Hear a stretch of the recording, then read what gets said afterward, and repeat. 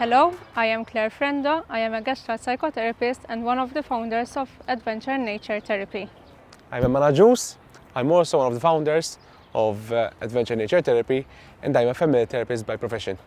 So today I am here to speak about the concept of Adventure Nature Therapy. This concept has come about because we have realized that we are living in a very fast-paced world, and unfortunately most people are becoming disconnected from nature, from their bodies and even from themselves. So basically what Adventure Nature Therapy does is to help people self-discover themselves and also engage in a process of growth, and this helps them to reconnect with themselves. Adventure therapy combines outdoor activities with therapeutic practices. It's not the usual in a clinic type of therapy. It's more about having a therapeutic experience through activities such as walking, maybe even hiking, swimming, kayaking, climbing, and any other possible outdoor experiences. Nature therapy, also sometimes called ecotherapy, is focused on the relationship between the humans and the environment. We have this natural inclination to be in touch with the environment which we are part of, and through nature therapy we use that space and we work with nature to improve general well-being, relationships as well, and also more self-awareness of our processes.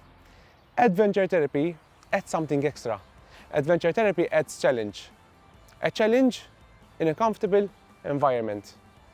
A challenge in which we go a bit further than our usual comfortable setting. We focus a lot on the safety of the participants, and also a good relationship between participants and also with us facilitators, with the aim to give this opportunity for the participants to have this extra challenge to work more on themselves or any goal or outlook they're focusing on. So how it works? It's mainly in three parts. There's the engagement part, in which the participants or the group engage in the physical activity. There is the reflective part, which we do emphasize a lot on, within which participants think of how the activity helped in self-growth, in the group dynamics. And there is the therapeutic integration, where we see how this activity could be applied in day-to-day life. Being in nature reduces anxiety, symptoms of depression, and also our stress levels. Being in nature has shown to reduce our cortisol levels. This is the hormone which is directly related to our stress, and it then increases our dopamine and serotonin levels, which are our reward systems and the hormones responsible for our happiness and well-being. Beyond the research, there's also the experience. People who are in nature often tell us that they report feeling calmer, lighter, and more grounded. And this is something we see from day to day. We are constantly in a fight or flight mode, and being in nature helps us to restore this sense in us, and we are more relaxed and more grounded.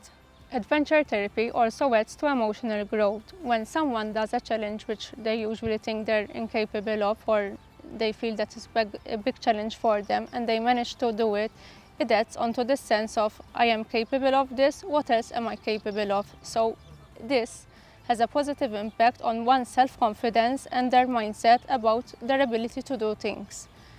Besides this, adventure therapy also adds a strong social element. So being in nature, being with others, walking with others, doing adventurous things with others, it has this social element in which social relationships are also strengthened.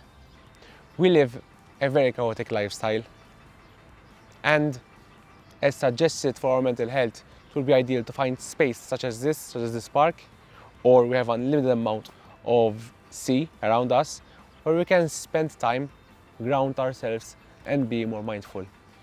One exercise, for example, that we encourage for our participants is related to the senses.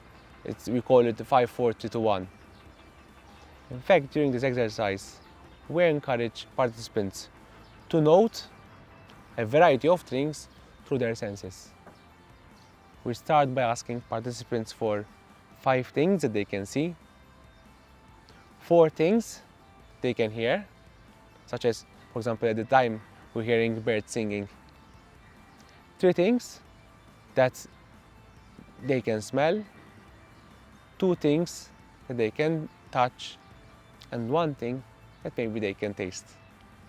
This gives an opportunity for the participant to make the time in such a place more meaningful, so that the person could cancel that everyday lifestyle and be more focused in the here and now.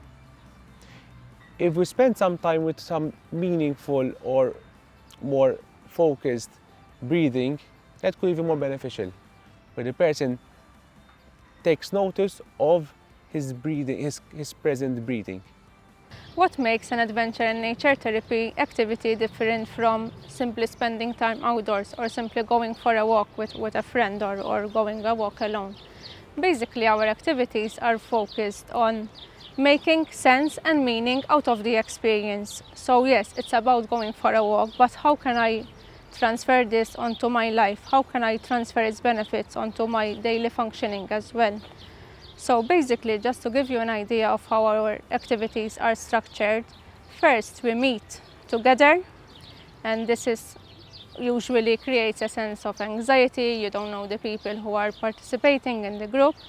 So we purposefully do a welcome circle to introduce ourselves, and people can slowly start grounding themselves into the present moment.